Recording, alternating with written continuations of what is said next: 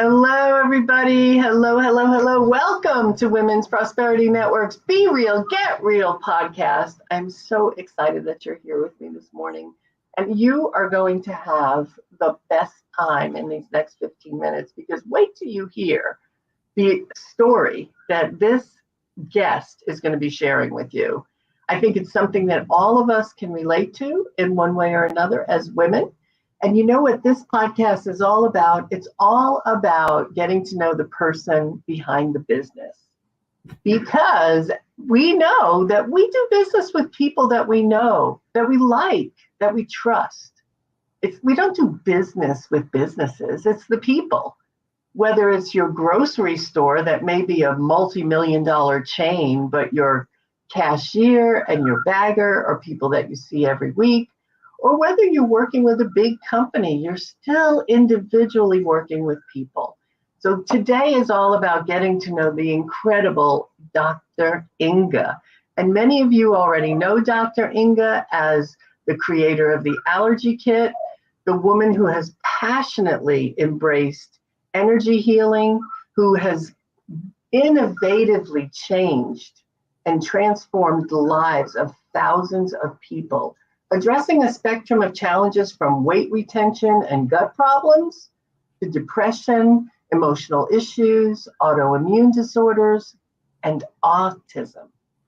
Dr. Ynge's journey is not just about healing bodies, but also about nurturing souls, making her a beacon of hope and health around the world. So welcome, Dr. Ynge. I'm so happy to have you with us today. How are you doing? Thank you. I'm very good. Very good. You know, we've known each other for a long time, but when we were getting ready for this conversation, in 5 minutes, I learned so much about you that I didn't know, and my jaw was dropping on the floor because you have quite the background. You grew up in Sweden, right? Yes. And I heard it was cold there. Very cold. When I was born, it was very, very cold. What's the day-night thing? So don't you have all night in the winter and all day in the summer? Yes. I mean, Stockholm, for example, is considered to be half the country. But even there, because above the North Pole, it is totally in the summer, it's the sun all night, and in the winter there is no sun at all.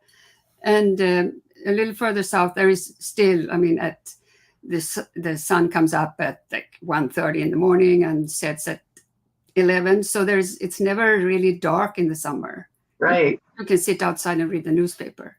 Wow. So, but that's your norm. So for you, that was just the way it is. Yeah. For me, it's like, wow, dark all winter long. That must be tough. It is. It's tough for many people. Yeah. And you moved. So what moved you so where'd you go from Sweden? The first thing was really the big thing that I moved was to what now is Bangladesh. It was then East Pakistan. My husband was a civil engineer and building food silos so the rats shouldn't eat all their crops. Oh, wow. And you were a Western woman in East Pakistan. What was that like? It was your face. Well, it was a Muslim country. Yes. And I have shrunk since then, but I was almost 6 feet tall and blonde. And I went out a couple of times, but after that I really stayed. I didn't go to the market because people would poke me with pins, with sticks to see if I was real. And also the poverty and all the kids that they had, some of them deformed, that they put out to beg. It was just too hard. It was tough. How long did you live there? 2.5 years. But and I had a war too. Wasn't there a war? It was very unruly, and we came home in December, at the end of December, and I think it was a couple of months later the war broke out. Wow, so you got out just in time. What an experience living in a Muslim country as a Western woman. And to the point where you didn't go out because women didn't go out. That too. Yeah. No, it wasn't like here.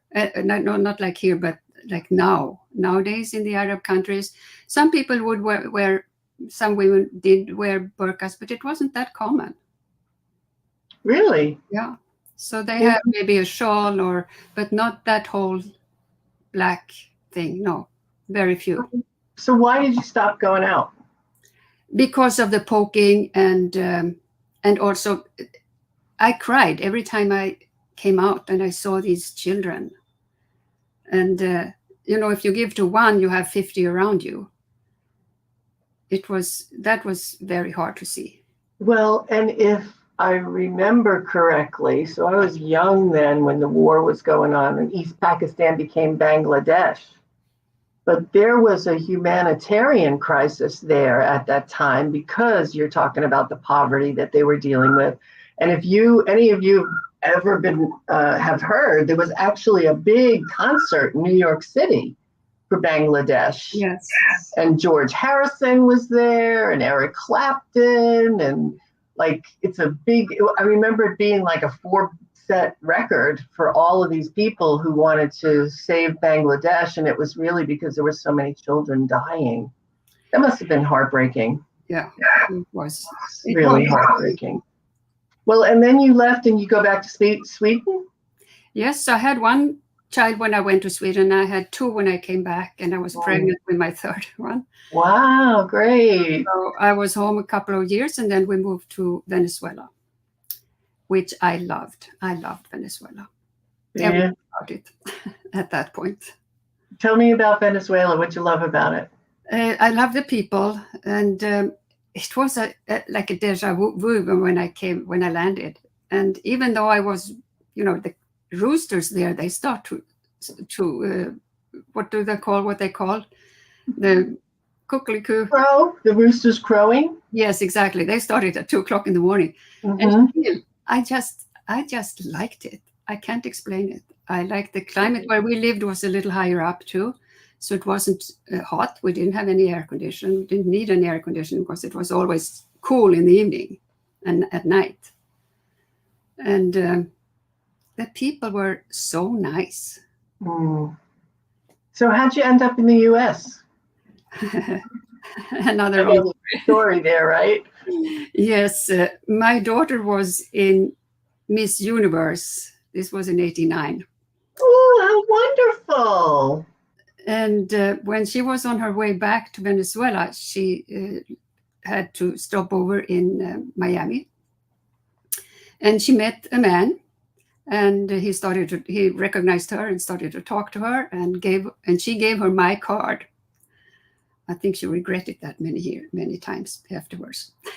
But so we started to talk on the phone. We met. He came down to Venezuela. I came up here to the United States and decided that we should move in together. So in 1919 December, I arrived. So wait, so you met this man through your daughter, who she met at an airport. You started talking to him on the phone. How soon before you said, I'm going to move to the U.S. and be with this guy? This was probably 2 years. Okay. Almost 2 years, something like that. So it was a couple of years. And how many ladies can you relate to moving for a guy, or a guy moved for you?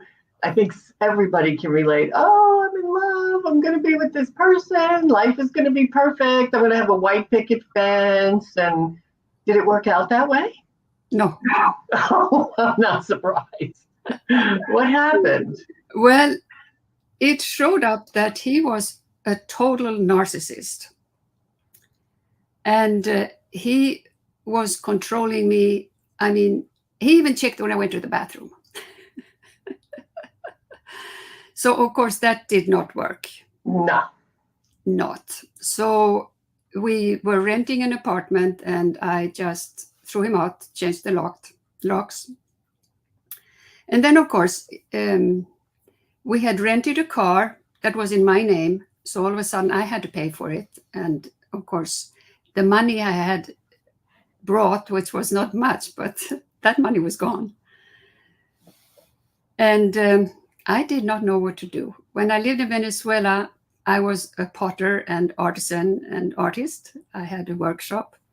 So to come here, I just gave away everything. I could have sold it too, but I didn't even think that far. And I had nothing to come back to. I had rented my house. I didn't know until later they didn't even pay the rent, even if I had an agency to charge, but that didn't happen. And they destroyed the house pretty good. Anyway, I had nothing to go back to. So I was sitting here. I was living in Bal Harbour. You know what that is. Very nice, beautiful beach. I was sitting on the beach thinking, what can I do? I have no money. I have no work permit. What do I do? So I really, really thought about going out into the ocean and become shark food. Oh, wow. Wow. That's like at the bottom of the barrel right there. It was really, really, because you know how it is with these things, thoughts go around in your head and you look at different things, but you still don't think clearly. Right. So contemplating this, all of a sudden, it was as if somebody had taken two huge cymbals and just smacked me over the head. And I could feel the vibrations long time afterwards. It was so weird. And then a voice said, "What are you whining about? The rent is paid this month. You still have some food in the fridge. Just get on with it. Don't give up." So I woke up, and within that month that the rent was paid, I got a job. There was a doctor who, together with a German guy, opened up a spa in Miami for German patients. And since I'm fluent in German, I got the job there. Wonderful. So everything turned like on a dime again. Because everything works out perfectly for you. If you just wait for the end, it's going to happen. You're going to get it. Wow, that's amazing. Yeah. Whatever happened to him? Oh, well, he is still alive. He lives with his old girlfriend as a parasite. She can't get rid of him. As a parasite. He lives as a parasite. Yeah, he does not contribute. And of course, he should be 80, probably 81 yesterday or something. So he's not a young guy either. Mm. And he can't dupe any more people nowadays. That doesn't go. I'm glad he's not duping you anymore. Oh, no. Right? To find out, how did you find out? Like, what were the signs you got? You must have had some red flags pretty soon. Well, the control. Yeah. The control was a big red flag. Yeah. Go into the bathroom. Come on. Yeah. So. Big red flag. So and where'd you go from there? So you went and you worked at the spa, and now, so I know that you created the allergy kit probably 20 years after that. And no, not that long. So what happened was this spa, they stopped. And so then I was without a job again. Oh. And then I got married. I had a guy who rented my apartment, and we were very compatible. Even though he was 17 younger than me. 17 years younger than you? Yeah. Oh, Mama, good for you. Anyway, he was an artist, a great artist, by the way. Well, he is the one who has done, among other things, the background here. Mm. And so he was going to make murals in Miami, and we were just going to start that when I tripped and fell and broke my left wrist in 5 places. Wow. So, of course, artwork was out. And then I decided, when I was in Venezuela, I always used to keep go to acupuncture once a week because of my back and everything. I really loved it. Loved acupuncture. So and then I was buying herbs at a school in Miami. And I said, well, yeah, I want to learn. So I signed up. I don't know how I dared, but I always managed to pay. I don't know how, but so I graduated started there in 92, graduated in 95. And after graduation and after starting to treat people, I was really amazed about the results. But there was always one or another who didn't have exactly the results that we both wanted. They would feel great after the treatment, but come back with the same problem. So I started on a quest and found allergies. So in 98, I started to treat people with allergies. In 96, I changed sheet on my treatment table and threw my back out. Oh my gosh. And that, oh my gosh, the littlest things. Yes. Just like that. Yes. And it was started in my lower back, and then the pain went up all the way. Sounds like a Kundalini rising, but I don't know if that was. It was very painful, and the pain did never go away. I tried chiropractic, massage, acupuncture, nothing. So I had almost given up on clearing that. And I was so bad that I could only see a certain amount of patients per day, enough to pay my rent and food. So I started to treat myself for allergies because I do everything on myself that I do on my patients. And lo and behold, my aches and pains started to go away. And I never thought I had allergies. I'm just like everybody else. If I ask them if they have allergies, they say, oh, no, I don't have any allergies. But looking back at my life, ear infections as a child, which are really from milk allergies. Later on, I got sinus problems, serious sinus problems. They would put me in the hospital for 3 months and clean my nose every other day. And then constant tummy aches. So they changed when I was like 17, 18 and turned into migraines and headaches instead. So looking back to what I know now, yes, there were definitely allergies. So it took a while to get rid of them completely. But I have been over 20 years, probably 23 years, I have been totally pain-free from fibromyalgia. No more of that. Wow, totally pain-free from fibromyalgia. So, you know, I love what you said right there, was that if you ask people, do you have allergies? They're going to say, no, I don't have any.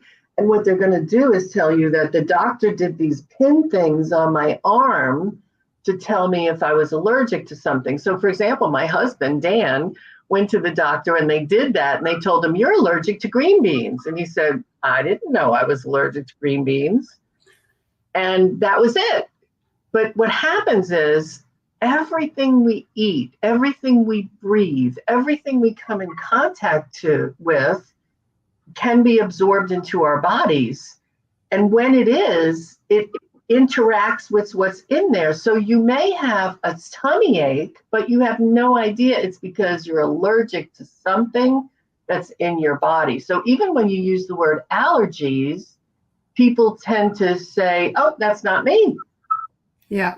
So tell me a little bit about, so first of all, I want everybody to go to Dr. Ynge's website. I'm really urging you to do this because her allergy kit makes a huge difference. And there's different ways to figure out what it is.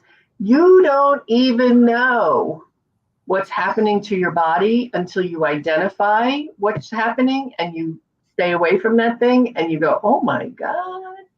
So go to Harmony Holistic Health and check it out. If you have any ailments that you can't figure out, that the doctors can't figure out, Dr. Ynge has the answer for sure. For sure. And I know one of the things that this has made a huge difference with is people on the spectrum, on the autism spectrum. which starts, with mild social anxiety all the way up to uncommunicative and everything in between. So talk to me about the amazing results you've seen with autism and people on the spectrum. Yeah. So first of all, I use the word allergies very loosely since my kit is called the allergy kit, but it is also intolerances. When it comes to kids on the spectrum, they all have allergies. And I don't say that I cure anything. Just remember, I don't cure anything. And what happens is that I think I maybe shouldn't talk about that, but everybody nowadays, for like 3 generations, they have gotten jabs so they don't get any childhood illnesses, which I believe build up your immune system. So every generation, the next generation is a little bit weaker. And of course, there are many different reasons for autism, but they all have allergies, more than sensitivities, I believe. And for example, the sugar, the wheat, the milk affect them in a very negative way. So often, if they have a meltdown, you see these kids, all of a sudden they start to scream and kick. It's not their fault. It's not their parents' fault. It's that they have a reaction. They're having an allergic reaction, and it can be to food, it can be to smells, it can be to anything, really. And they all have disturbed digestive systems. We get our immune system from the nutrition we can absorb in the food.